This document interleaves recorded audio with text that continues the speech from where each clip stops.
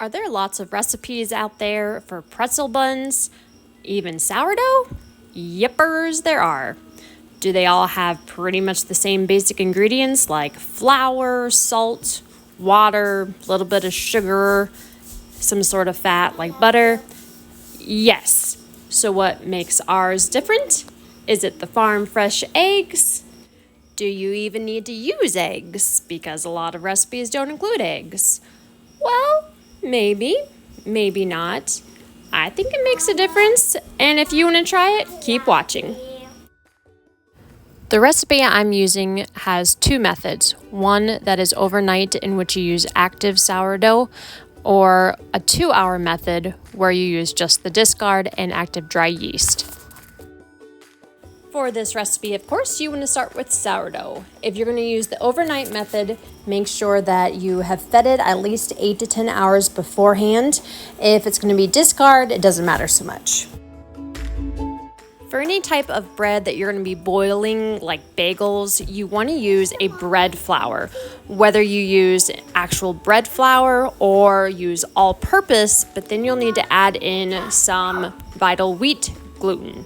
Something with high protein, high gluten is best for these kind of breads. You can, of course, mill your own flour, which I'm going to be showing in this video, but it is not necessary. You may need to add a little bit more liquid when you use freshly milled flour.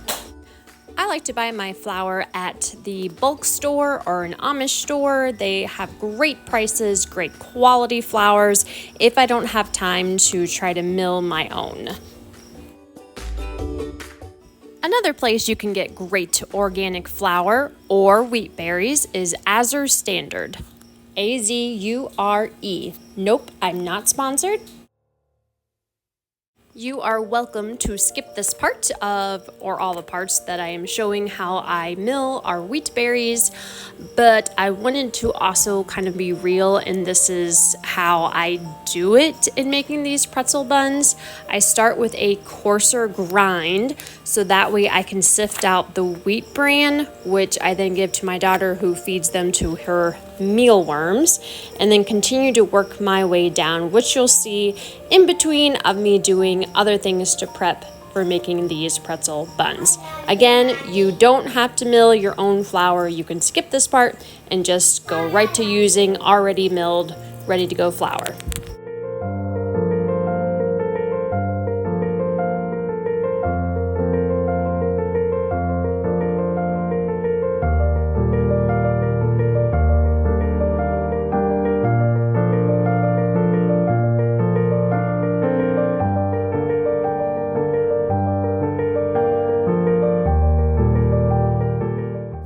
So now that I've shown you some boring video footage of milling my grain, here's some cute chickens before we get into the actual recipe of how I make our pretzel buns.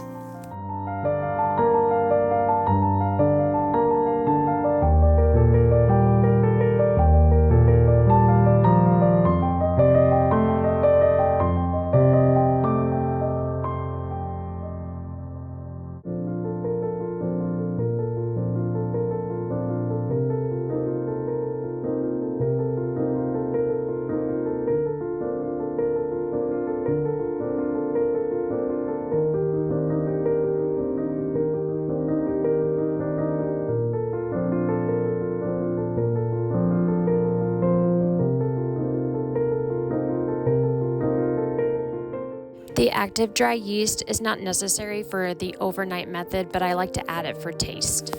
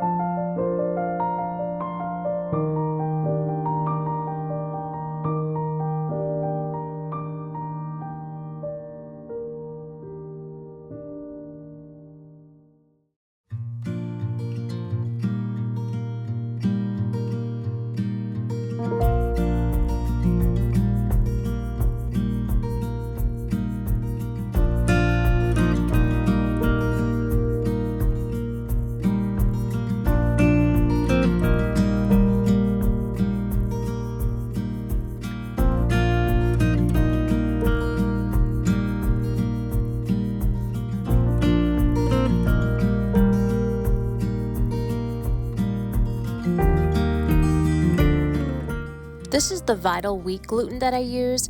Again, it's not absolutely necessary, but it does help if you're only using all-purpose flour.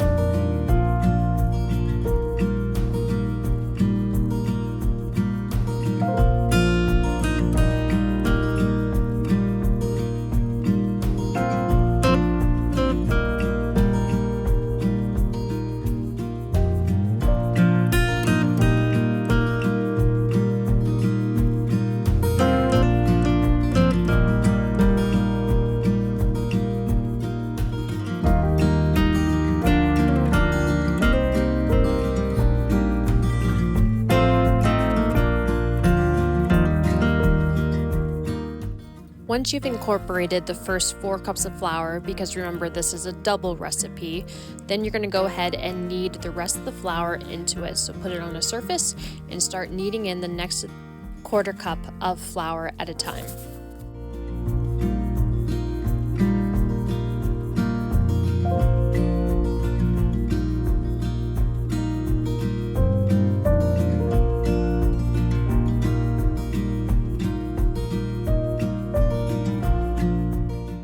You don't have to do this part by hand if you have a mixer. My KitchenAid mixer is apparently not powerful enough to make bread dough, and I've gotten to the point where I actually prefer to knead it by hand. It's relaxing for me.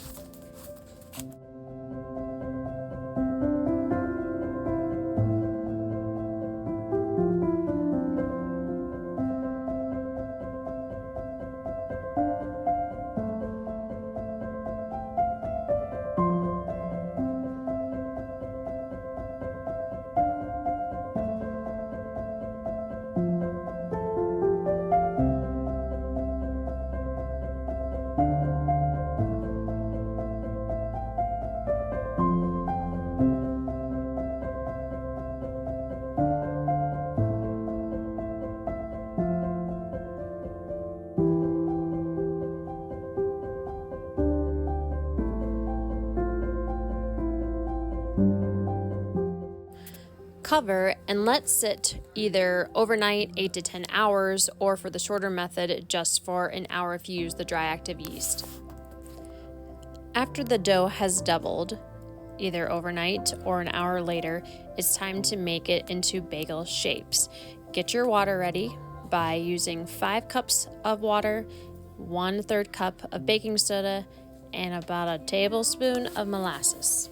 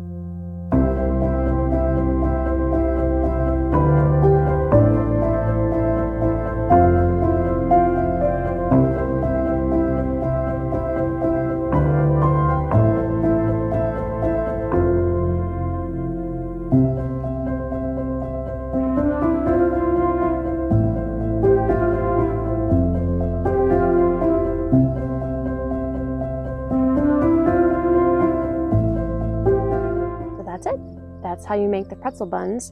If you want to go a little bit further and turn them into breakfast sandwiches with sausage, egg, or bacon, whatever you want to use, keep watching for that part.